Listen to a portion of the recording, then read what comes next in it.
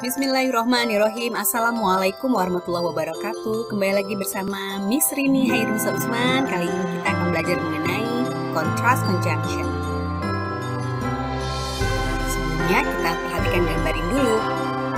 Ya, ada sebuah mobil terus melaju berjalan walaupun jalanan banjir. Berikutnya ada seorang bapak yang terus melaju sepedanya walaupun saat itu badai salju yang besar sekali. Kalau begitu, apa sih faktor dari contrast conjunction? Contrast conjunction adalah konjungsi yang menghubungkan dua kalimat yang bersifat kontra. Artinya, hubungan antara kalimat pertama dengan kedua sifatnya berbeda atau berlawanan. Ada beberapa contrast conjunction yang populer seperti though, although, even though, even if, yet, but, however, despite, in spite, and nevertheless, dan yang lainnya. Apabila diterjemahkan ke dalam bahasa Indonesia, berbagai conjunction ini memiliki arti seperti meskipun, bagaimanapun, walaupun, sedangkan, tapi. Kita perhatikan terlebih dahulu contrast conjunction. Ternyata bisa terbagi ke dalam beberapa jenis. Ada yang coordinate conjunction, menggabungkan dua kalimat bebas. Contoh dalam conjunction ada but and yet. Berikutnya, sentence connector. Sentence connector juga sama, menggabungkan dua kalimat independen atau bebas, ya, yang nanti menggunakan sentence connector yang artinya berfungsi sebagai kontras, yaitu adalah however, nevertheless, on the other hand, in contrast, meanwhile. Lalu ada yang ketiga, penggunaan subordinate conjunction yang memiliki fungsi sebagai contrast conjunction, yaitu ada although, even though, unless, whereas, while, dan sebagainya. Kata-kata tadi but, yet, however, nevertheless, although, even though ini memiliki arti tetapi, meskipun, begitu, sedangkan. Kita bahas yang pertama, yaitu coordinate conjunction yang berfungsi sebagai contrast conjunction. Ada but dan yet. Gunakan punctuation koma di antara dua klausa bebas ini, ya, ketika kita menggunakan coordinate conjunction. Contoh, the exam was quite easy but most didn't fail.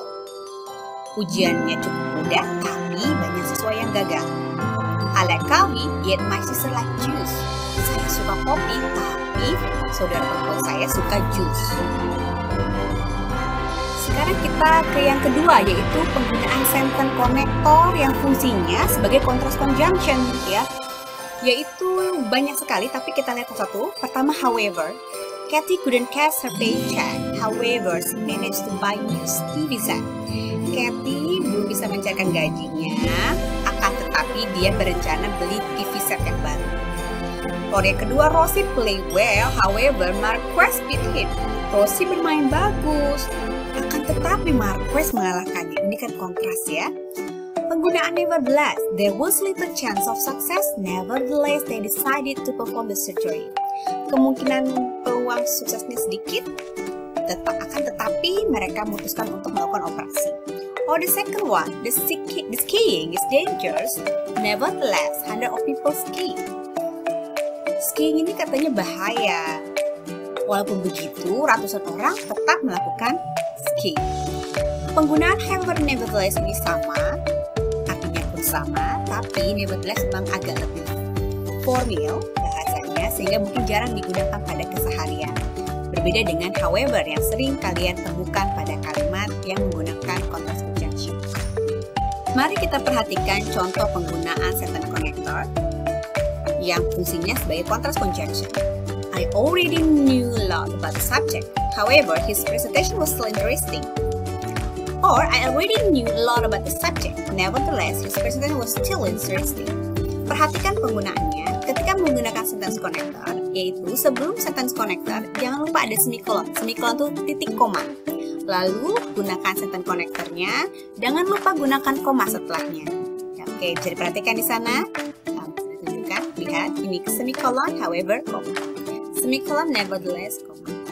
Or berikutnya, the teacher agree with the school new policy. On the other hand, the student feel it's too burdensome. Guru-guru setuju dengan kebijakan sekolah yang baru, akan tetapi, walaupun begitu, tetapi siswa merasa ini terlalu burdensome, terlalu membebankan. Homework is boring, in contrast it helps students improve their knowledge. PR itu membosankan, akan tetapi PR juga membantu siswa untuk meningkatkan pengetahuannya. Semua klausa dalam kalimat ini adalah klausa independen atau klausa bebas. Ya, klausa pertama dengan klausa kedua sebelum ada second connectornya, dua-duanya adalah independent clause. Now, kita ke yang ketiga, yaitu penggunaan subordinate conjunction yang fungsinya memiliki arti kontras atau fungsinya sebagai kontras conjunction. Ada even though, although, and though-nya. Even though the weather was bad, the ship departed. Although it rained a lot, we enjoy a vacation. Walaupun hujan besar, kami menikmati liburan kami. Though, contoh, Maria didn't receive scholarship, though she's an excellent student. Maria nggak dapat beasiswa, walaupun katanya dia itu siswa yang excellent atau cerdas. Perhatikan untuk even though, although sama semuanya do juga artinya. Hanya even though dan although lebih untuk formal setting atau untuk bahasa yang lebih formal, tulisan. Dan sedangkan though itu biasanya informal setting atau kadang-kadang bahasa percakapan. Subordinate conjunction digunakan untuk menggabungkan klausa terikat nih kalau yang ini ya. Kalau subordinate conjunction yaitu yang dependent, terikat, dan klausa bebas, independent clause. Contoh kalimat although it rained a lot ini adalah dependent clause. We enjoy our vacation itu adalah independent clause. Berikutnya, Maria didn't receive a scholarship ini adalah independentnya. Though she is an excellent student itu adalah dependent clause atau klausa terikatnya. Contoh yang lainnya yang menggunakan coordinate conjunction. Although learning English is fun, many students find it difficult. Walaupun belajar Inggris menyenangkan, tapi siswa menemukan kesulitan. I prefer learning French, although some people like learning English. Saya milih bahasa Prancis, walaupun orang katanya senang belajar Inggris. Perhatikan penggunaannya. Ketika dependent lebih diletakkan di awal, although learning English is fun, maka gunakan koma. Jangan lupa. Tapi ketika dependent clause-nya disimpan diletakkan kedua, contoh yang kedua, I prefer learning French, although some people like learning English, maka tidak ada koma. Berbeda juga penggunaan subordinate conjunction yang lainnya, unless ya. You'll be sick unless you stop eating. Unless di sini artinya kecuali jika. Atau kita menggunakan whereas. Elliot is tall and blonde, whereas his brother is short and has dark hair. Elliot tinggi dan rambutnya pirang, sedangkan gitu ya, saudara laki-lakinya pendek, rambutnya juga hitam. Or ada di sini dua klausa. I'm a dog lover. My husband is allergic to dog. Whereas I'm a dog lover, my husband is allergic to dog. Meskipun aku pada anjing, suamiku allergic terhadap anjing. Ya. Oke, ini yang terakhir, ada penggunaan even if. Apakah berbeda even if dan even though? Ya, jawabannya tidak sama. No, they are not interchangeable. Mereka tidak sama dan tidak dapat ditukarkan, ya. Perhatikan dua contoh berikut. Even though he is very angry, he is still smiling. Or penggunaan even if. Even if he is very angry, I think he will smile. Even though menekankan pada sebuah fakta yang sudah atau sedang terjadi, sedangkan even if itu berupa imajinasi. Ya, kalau dari kalimat tadi, walaupun dia marah, dia tetap senyum.